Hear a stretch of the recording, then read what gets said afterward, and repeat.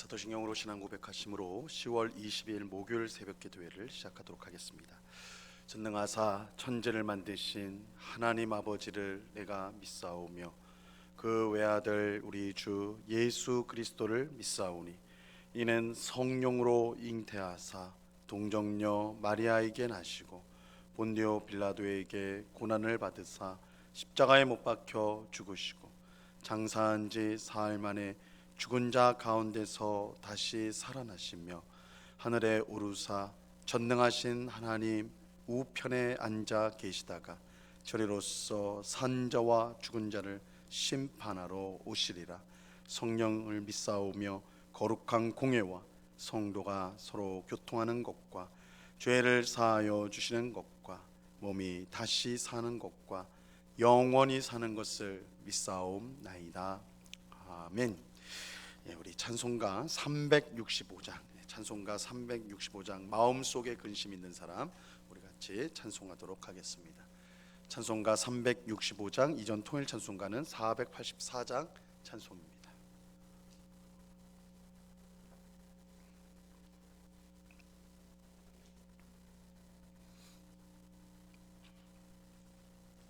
찬송가 365장을 같이 찬송하도록 하겠습니다.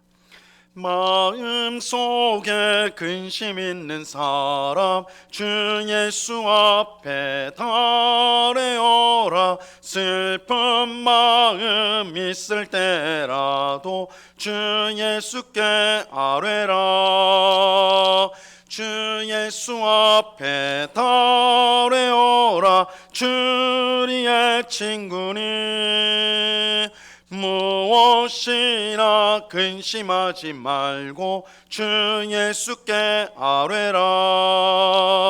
눈물 나며 깊은 한숨 쉴 때 주 예수 앞에 달래어라. 은밀한 죄 내게 있더라도 주 예수께 아뢰라. 주 예수 앞에 달래어라. 주리의 친구니 무엇이나 근심하지 말고 주 예수께 아뢰라. 괴로움과 두려움 있을 때 주 예수 앞에 달래어라. 내일 일을 염려하지 말고 주 예수께 아뢰라.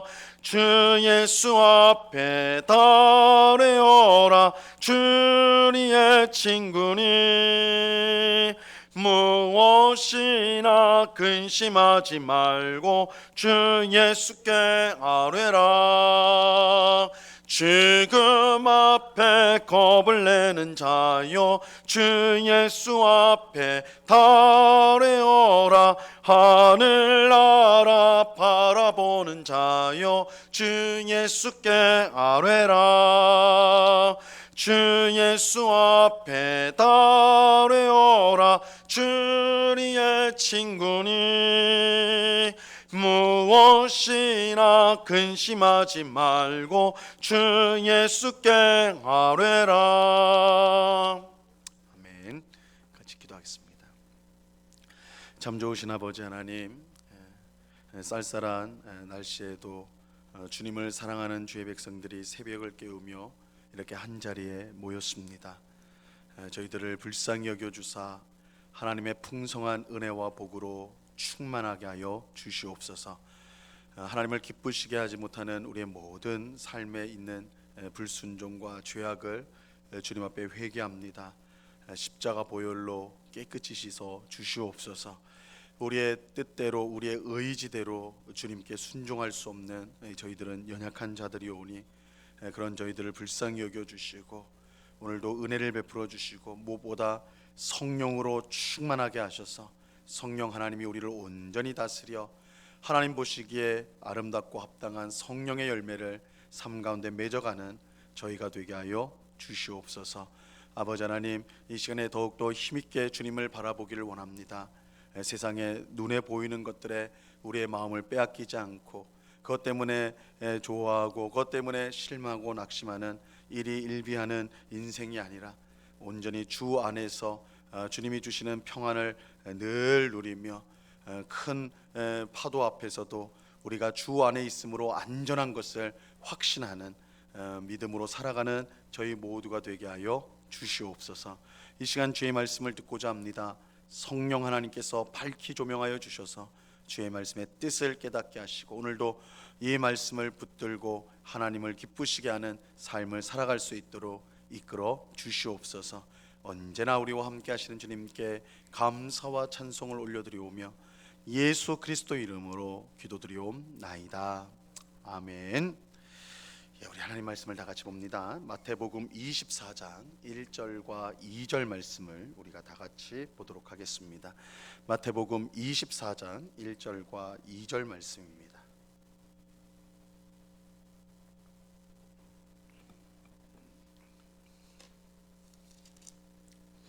마태복음 24장 1절과 2절 말씀을 우리가 한 목소리로 하나님의 말씀을 다 같이 읽도록 하겠습니다. 같이 읽습니다. 시작.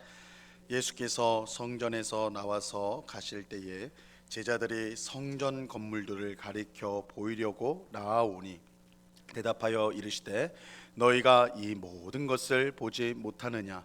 내가 진실로 너희에게 이르노니 돌 하나도 돌 위에 남지 않고 다 무너뜨려지리라. 아멘. 오늘 읽은 본문은 예수님이 성전에서 가르치시기를 마치고 성전에서 나올 때에 있었던 일을 그 내용으로 하고 있어요. 1절을 다시 보시면요, 예수께서 성전에서 나와서 가실 때에 제자들이 성전 건물들을 가리켜 보이려고 나아오니, 예수님이 성전에서 나올 때에 제자들이 성전 건물들을 가리켜 보였습니다. 아마도 제자들은 이 성전의 웅장함과 아름다움에 압도되어서 예수님도 주목해 보도록 하려고 그랬던 것 같아요. 이 당시 성전은 헤롯 성전이라고도 불렸습니다. 헤롯 성전이라고도 불렸는데, 예수님이 태어날 당시에 유대 땅을 다스렸던 헤롯 대왕이 백성의 마음을 얻기 위해서 성전을 재건축하였기 때문입니다. 헤롯 대왕은 이 순수 혈통의 유대인이 아니었어요. 그래서 유대인들이 싫어했습니다. 유대인들은 이 피를 중요하게, 혈통을 중요하게 여겼기 때문에 그들을 다스리는 왕 헤롯 대왕이 이 순수한 유대인이 아닌 것이 아니어서 그들은 헤롯을 싫어했거든요. 그래서 헤롯이 백성의 마음을 얻기 위해서 한 일이 바로 이 성전 재건축이었어요. 헤롯이 재건축한 이 성전은 그 규모가 엄청났습니다. 무엇보다 이 건축 기간만 봐도 굉장하다는 것을 우리가 알 수가 있는데, 요한복음 2장에 보면 이제 예수님께서 성전에서 말씀을 할 때 이 성전을 무너뜨리라, 내가 사흘 만에 다시 세우겠다 이렇게 말씀하니까 사람들이 뭐라고 하냐면, 이 성전은 46년 동안 지금 지어지고 있는데 내가 어떻게 3일 만에 지을 수가 있느냐, 세울 수 있느냐, 이렇게 사람들이 말을 하거든요. 그러니까 예수님 당시까지도 계속 성전이 건축되고 있었는데 그때 무려 46년 동안 성전이 재건축이 되고 있었던 거예요. 그러니까 뭐 어떤 건물을 짓는다고 할 때 46년 동안 짓고 있다라고 한다면 그 규모가 어떠했을지 우리가 어렵지 않게 상상할 수가 있죠. 실제로 이 성전 건축은 로마 군대에 의해서 성전이 파괴된 70년까지도 끝나지가 않았어요. 그러니까 성전 재건축이 무려 100년 이상을 지속이 되었습니다. 재건축하다가 결국은 다 부서져 버렸습니다. 이 성전은 그 규모만 대단한 게 아니라 이 화려한 것으로도 유명했습니다. 이 성전을 꾸미는데 얼마나 많은 금이 사용이 되었는지, 나중에 이제 로마 군대가 성전을 무너뜨리고 금을 약탈해 가요. 이 성전에 있는 금을 다 떼어서 가는데 그 금이 시장에 풀리니까 세계적으로 금값이 폭락하였다라는 기록이 있을 정도로 이 예루살렘 성전 안에 성전을 꾸몄던 금이 그 양이 얼마나 엄청났는가, 그것을 알 수가 있습니다. 성전이 이처럼 크고 화려하니까 제자들이 예수님 앞에서 이 호들갑을 떠는 것이죠. 예수님, 이 성전을 좀 보십시오 이렇게 할 정도로 호들갑을 떨만 했던 것이죠. 하지만 성전을 향한 예수님의 생각은 이 제자들과는 전혀 달랐어요. 2절 말씀을 보시기 바랍니다. 대답하여 이르시되 너희가 이 모든 것을 보지 못하느냐? 내가 진실로 너희에게 이르노니 돌 하나도 돌 위에 남지 않고 다 무너뜨려지리라. 이 성전의 규모와 화려함의 마음을 빼앗긴 제자들에게 예수님은 이 성전의 결말을 보지 못하느냐, 너희가 지금 이 성전이 얼마나 웅장하고 화려한 거는 볼 줄 아는데 이 성전이 결국 어떻게 될지 너희가 그걸 보지 못하는구나, 이렇게 말씀하셨어요. 예수님은 이토록 크고 화려한 성전이 결국은 완전히 무너지게 될 것이다, 파괴될 것이다 말씀하셨습니다. 그것도 돌 하나도 돌 위에 남지 않도록 철저하게 파괴될 것입니다. 제자들은 예수님의 말씀을 듣고 큰 충격을 받았어요. 그들이 충격을 받은 것 이유는 이 크고 화려한 성전이 파괴된다고 하니까 아까워서 그런 것만은 아니었어요. 그것보다 더 근본적인 이유가 있었는데, 성전은 단순한 건물이 아니라 이스라엘 백성의 생명이라고 할 수가 있기 때문입니다. 이 성전은 하나님께서 자기 이름을 두신 곳으로서 그가 머무는 곳이, 하나님이 머무는 곳이 성전입니다. 이 열왕기하 21장 4절에 보면 여호와께서 전에 이르시기를 내가 내 이름을 예루살렘에 두리라 하신 여호와의 성전에 제단들을 쌓고, 이렇게 말씀해요. 하나님께서 성전에 내 이름을 두시겠다 하셨는데, 이 성경에서 이름이라는 것은 단순히 부르는 호칭이 아니라 이 존재 그 자체를 말하는 거예요. 그래서 하나님이 성전에 내 이름을 두겠다라는 말은 그 성전에 내가 함께 하겠다, 내가 그 안에 머물겠다, 있겠다, 이런 뜻이에요. 그래서 성전을 하나님의 집이라 이렇게 부르는 거예요. 이스라엘 백성은 성전을 통해 하나님을 모시고 살았습니다. 성전은 그들의 삶의 중심이었어요. 그들은 적군이 공격해 올 때도 성전이 우리에게 있기 때문에 안전하다라고 그렇게 생각하였습니다. 이 성전에 하나님이 계신데, 하나님이 계신다고 생각했기 때문에 하나님이 우리와 함께 하신데 우리가 무엇을 두려워하겠는가, 이렇게 생각한 것이죠. 근데 오늘 본문에서 예수님은 이스라엘 백성에게 이 생명과 같은 성전이, 그들의 삶의 중심인 성전이 무너지게 될 것이라고 말씀하셨습니다. 이것은 참으로 충격적인 사실이 아닐 수가 없는 것이죠. 우리는 예수님의 말씀에서 두 가지 사실을 생각해 보아야 합니다. 이 첫째는 이 성전의 생명은 크고 화려한 건물에 있는 것이 아니라 하나님의 말씀에 순종하고 그의 은혜를 구하는 것에 있다는 사실입니다. 성전은 그 자체로 거룩한 것이 아닙니다. 성전은 그 자체가 거룩한 게 아니에요. 하나님이 그 가운데 계시기 때문에 거룩한 것입니다. 그런데 하나님은 말씀에 순종하고 은혜를 구하는 백성 가운데 거하십니다.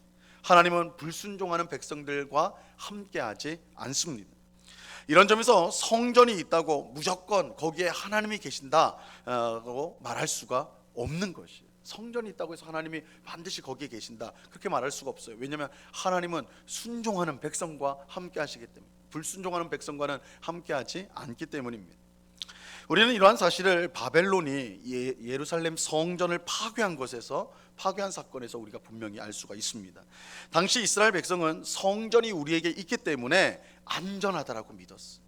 안전하다, 우리에게 성전이 있는데 뭐가 두렵냐, 성전 안에 하나님이 계셔서 우리를 지켜주시는데 무엇이 두렵냐, 이렇게 생각했어.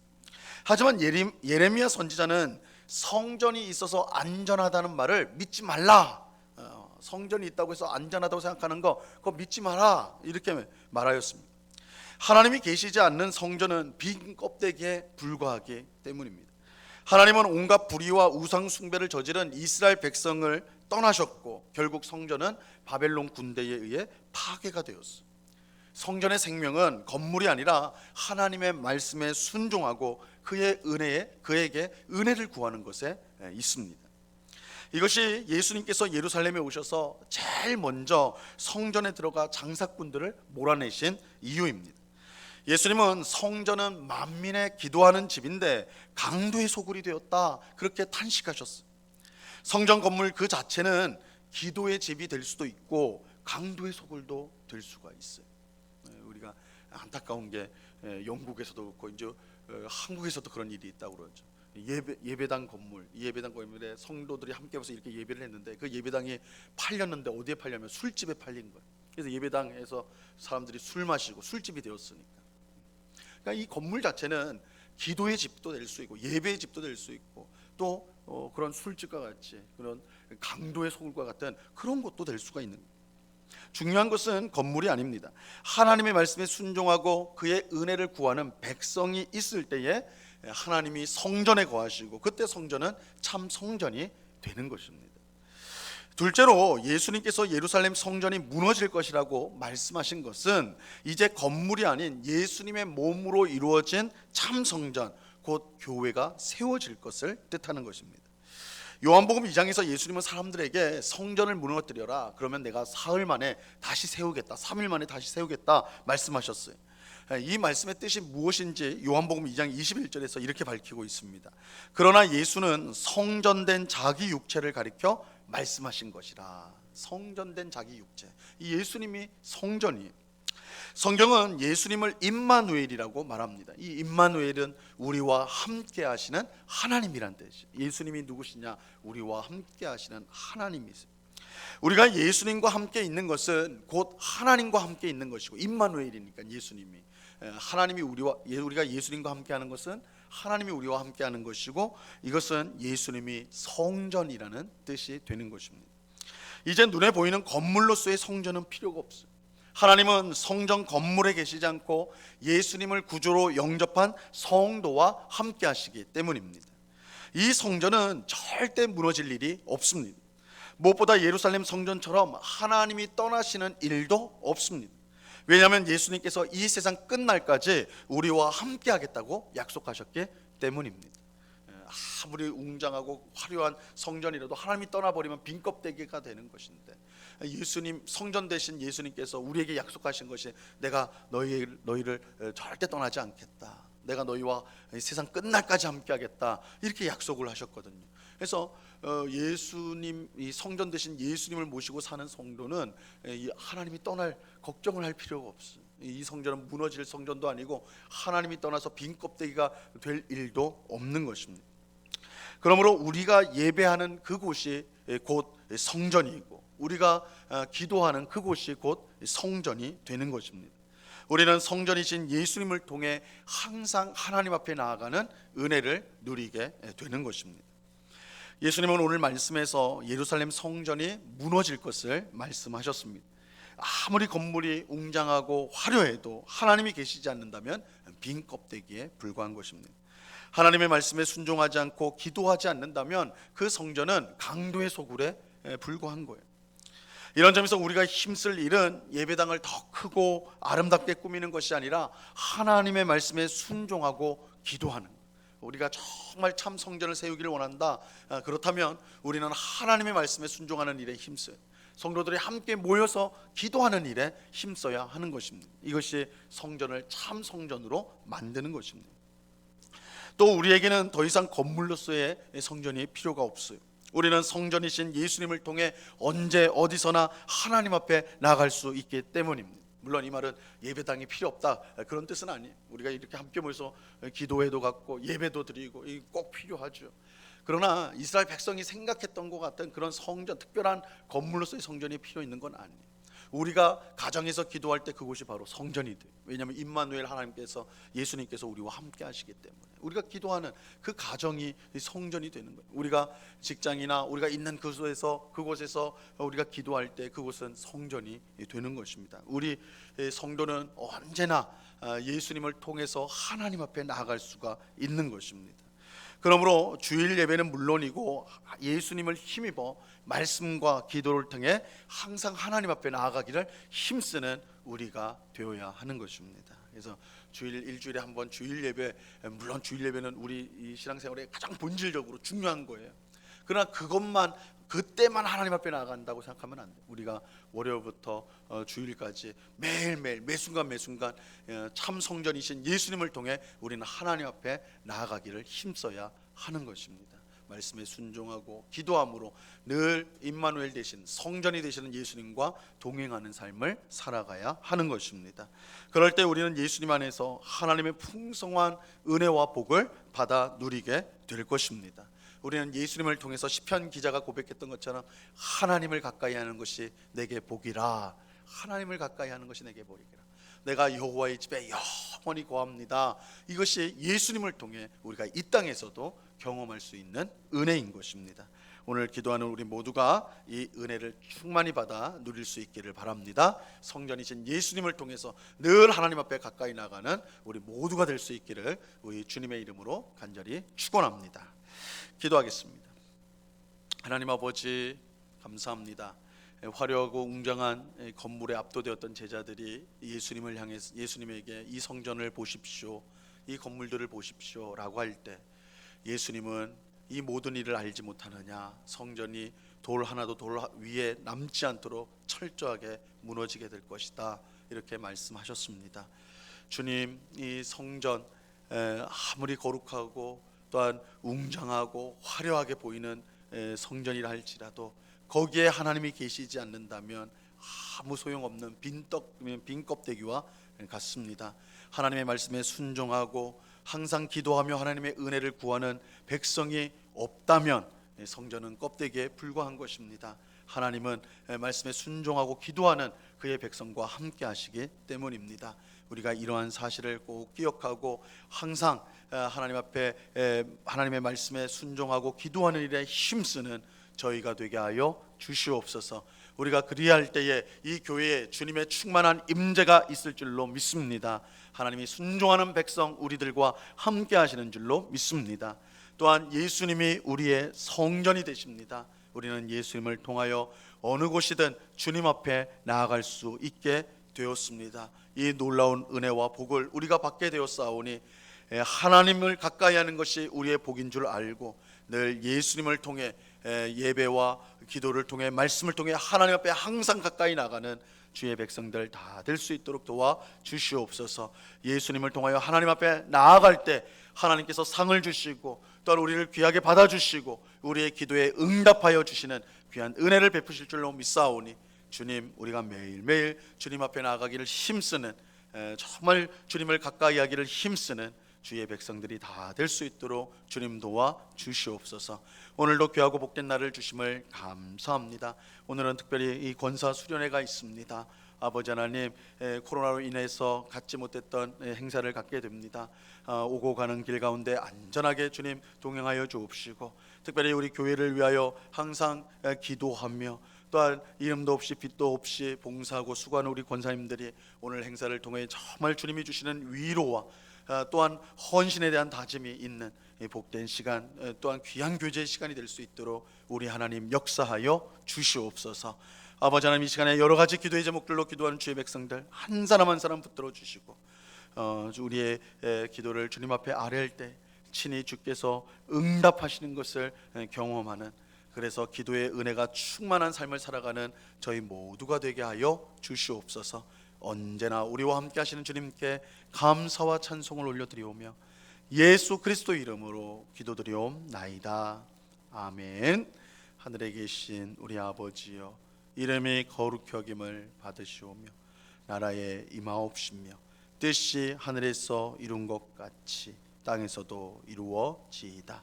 오늘날 우리에게 일용할 양식을 주옵시고 우리가 우리에게 죄 지은 자를 사하여 준 것 같이 우리 죄를 사하여 주옵시고 우리를 시험에 들게 하지 마옵시고 다만 악에서 구하옵소서.